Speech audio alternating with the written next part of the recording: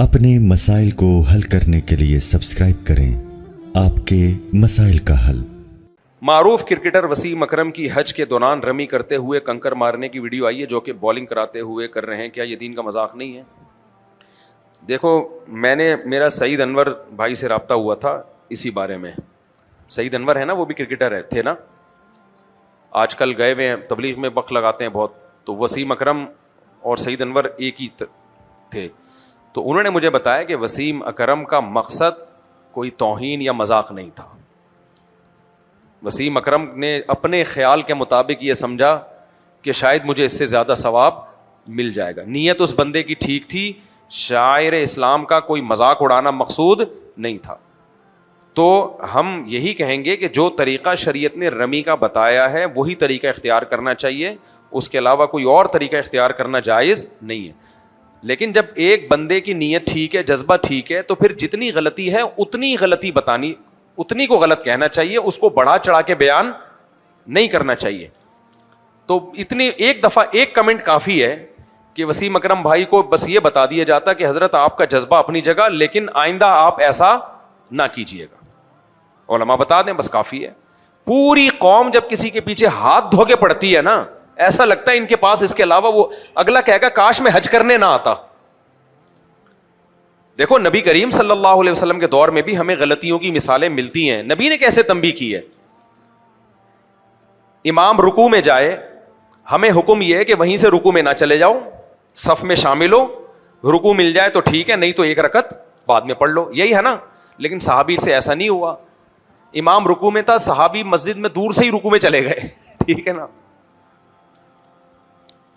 تو آپ صلی اللہ علیہ وسلم نے دیکھا کہ بھائی صف میں آ کے شامل ہونا چاہیے نا، تو آپ نے فرمایا پہلے حوصلہ افزائی کی۔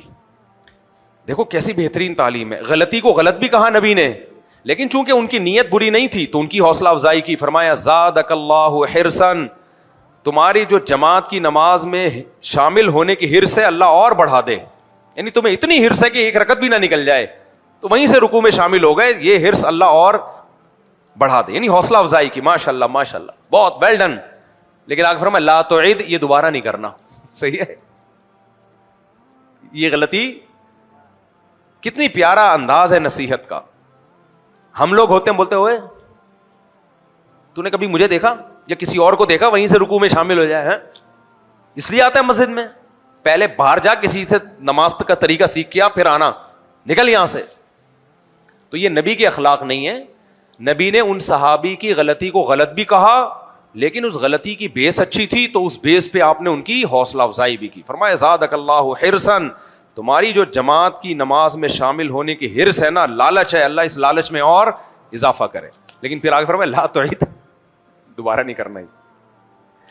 اس سے بڑی بات یہ تو چلو وہیں سے شامل ہو گئے، مسجد میں کوئی پیشاب کر دے، کتنی بری بات ہے۔ ایک گنوار دیہاتی صحابی، ان کو مسجد کے آداب معلوم نہیں تھے، وہ مسجد میں آئے، کچی مسجدیں ہوتی تھی پہلے، فرش نہیں ہوتا تھا، تو مسجد کچی تھی، ان کو پیشاب آیا، انہوں نے وہیں پیشاب کرنا شروع کر دیا۔ ان کو نئے نئے مسلمان ہوئے، ان کو کیا آداب کا پتہ۔ اب کوئی کہہ سکتا ہے وسیم اکرم تو نیا نیا مسلمان نہیں ہوا، پرانا مسلمان ہے، حج تو پہلی دفعہ کر رہا ہے نا بھائی، کوئی 100 دفعہ تھوڑی حج کیا ہے۔ تو وہ دیہاتی صحابی وہیں بیٹھ گئے پیشاب کرنے کے لیے، صحابہ دوڑے ان کو پکڑنے کے لیے، آپ نے صحابہ کو روکا، رک جاؤ، ظاہر ہے پیشاب بیچ میں کوئی بھی نہیں چھوڑ سکتا، کرنے دو۔ اب ایک دفعہ شروع ہو گئے تو کیا کرو، پورا پیشاب کرنے دو۔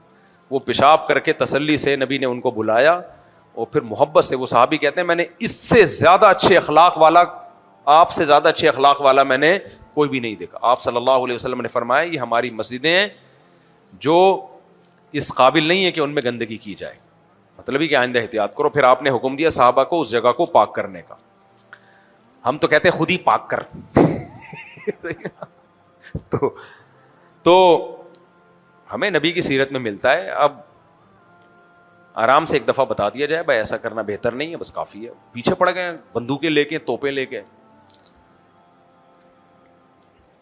اتنا زج کرتے ہیں، بندہ بولتا ہے کہ یار میں نہیں آؤں گا، میں حج نہیں کرنے آؤں۔ جنید جمشید کا جو حشر کیا تھا نا، اس کو یہ وسوسے آنا شروع ہو گئے تھے کہ میں گلوکار ہی رہتا تو اچھا تھا۔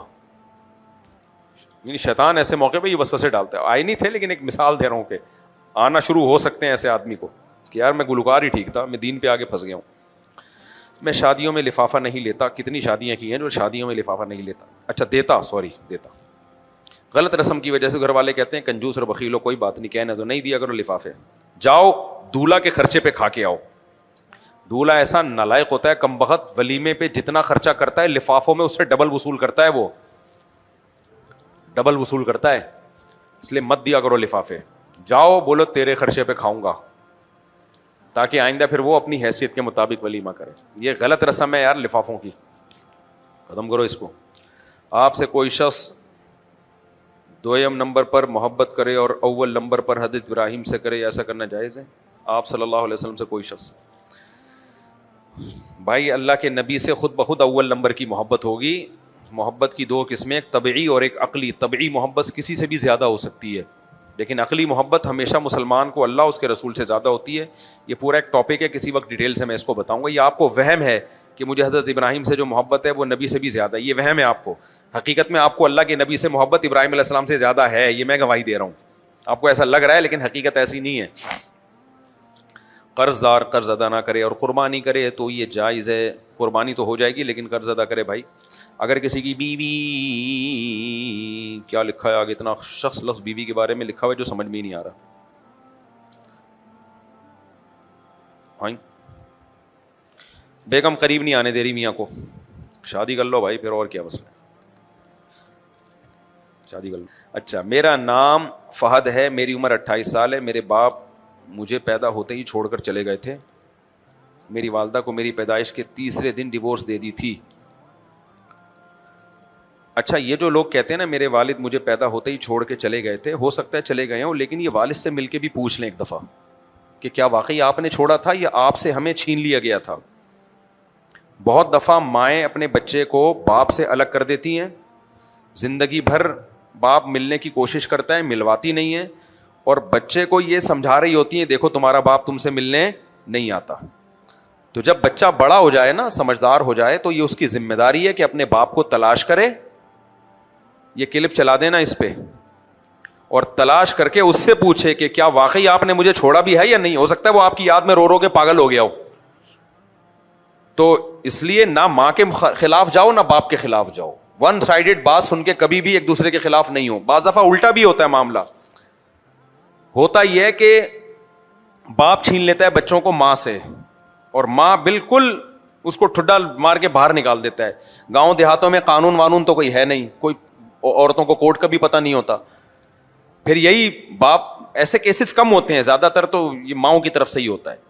تو ماں چھوڑ دیتی ہے, باپ چھین لیتا ہے ان کو, اور پھر زندگی بھر ان کے ذہن میں یہ بات ڈال دیتا ہے کہ تمہاری ماں چھوڑ کے چلی گئی. بھائی جب آپ بڑے ہو تو ماں سے مل کے پوچھو کہ واقعی تم نے چھوڑا ہے مجھے. ایسے کیسز بھی ہیں میرے سامنے کہ ماں نے نہیں چھوڑا, باپ نے چھینا ہے ماں سے اور غائب کر دیا. ماں ساری زندگی روتی رہی ہے اور یہ سکھا دیا کہ دیکھو تمہاری ماں نے تو تمہیں اس وقت چھوڑ دیا تھا, اب ڈرامے کر رہی ہے تم سے ملنے کے لیے. تو ون سائیڈڈ بات سن کے کبھی بھی کسی کے بارے میں فیصلہ نہیں کرنا چاہیے. ہاں بعض دفعہ یہ بھی ہوتا ہے کہ واقعی باپ چھوڑ دیتا ہے, ایسا بھی ہوتا ہے. ظالم ہوتے ہیں باپ, بالکل خرچہ نہیں اٹھاتے, ماں کے حوالے کر دیتے ہیں, ہم نے نہیں پالنا, جو کر دی کرنا. ایسے بھی ظالم ہیں بہت سارے.